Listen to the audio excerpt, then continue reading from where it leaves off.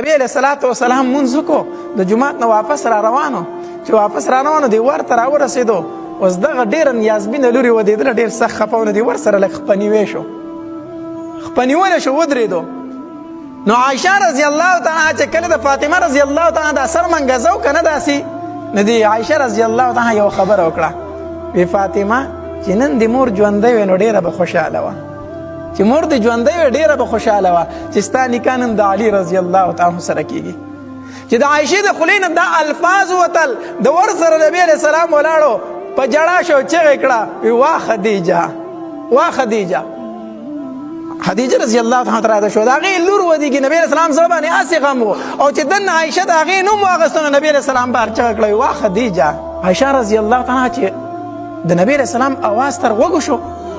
رامنډې کړې بار ته ورووته وی د الله محبوبه زما مور او پلار دې په تا باندې قربان شي ما ته خفه کړلی ما تا ته خدیجه را یاده کړه د الله محبوبه زه به ستا د خدیجې نه زیات عزت وکړمه زه به تا ته د هغې نه زیاته مینه درکړمه نبی علیه الصلاة والسلام ورته څه فرمایي وایي عایشه خدیجه خو خدیجه ونو ستا قوم په ما باندې لرې کېښودل ستا قوم زه د کلي نه شړلمه او خدیجه به راله ما ته به یې تسلي راکوله خدیجه خو خدیجه ونو هغه تیاره که نبی علیه السلام د سترګو مبارکو نه اوښکې به دی او د علي رضی الله تعالی د کور نه صرف څلور زنانه رالي څو تنه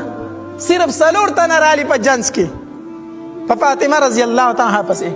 چې کله فاطمه رضی الله تعالی روانوله د نبی علیه السلام د جسم مبارک نه یو څادر تاو و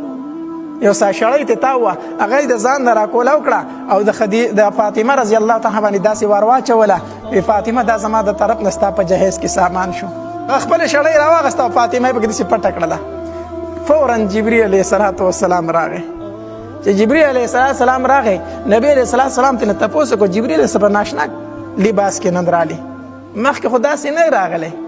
نن خو د جامې ډېرې بدلې دي وی د الله محبوبه چې د خپل جسم نه د څادر راواغستو او په فاطمه د څادر ور واچو قسم په الله په اسمان کې تمامو فرشتو ستا لباس خپل کو زم ستا په لباس کې راغلی ما نبی علیه السلام چې سر مبارک جبریل ته اوچت کو داسې اوښکې را روان وي جبریل ورته وایي د الله محبوبه اوښکې د ځمکې ته ورتا ونه شي ورنه الله به قیامت قایم کړي احتیاط کوه خیال کوه اوښکې دې ګورې ځمکې ته ونه رسي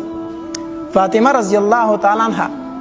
څلور زنانه پسې راغلي وي نبی علیه السلام په خپلې شړۍ کې رخصت کړله او چې لاړه نبی علیه الصلاة والسلام هلته ورسوله دعا یې ورله وغوښته وی الله د دواړو ژوند د خوشحالو ډک کړي الله په اولاد کې ورله برکت واچوي د دعا یې ورله وغوښته د واده ړومبۍ شپه ده علي رضی الله تعالی کور ته راغی چې څنګه راغی که نه فاطمه رضی الله تعالی لومبۍ اودس کړی دی لوټی ورته ایښي د علي رضی الله تعالی ته د اوبو وی علي لومبۍ پاسه اودس وکړه او زه ګورم چې په اوداسه کې ته زما د بابا څومره سنت ژوندي کوي زما د بابا د سنتو څومره خیال ته ساتي علي رضی الله تعالی پاسېدو چې کله یې اودس وکړو که نه نو فاطمه رضی الله تعالی ورته مسله خوره کړه ده مسله ورته خوره کړه وی علي زه مونځ کومه ته مونځ وکړه او چې کله دواړه مونځ وکړو ته دعا غواړو زه به پې امین وامه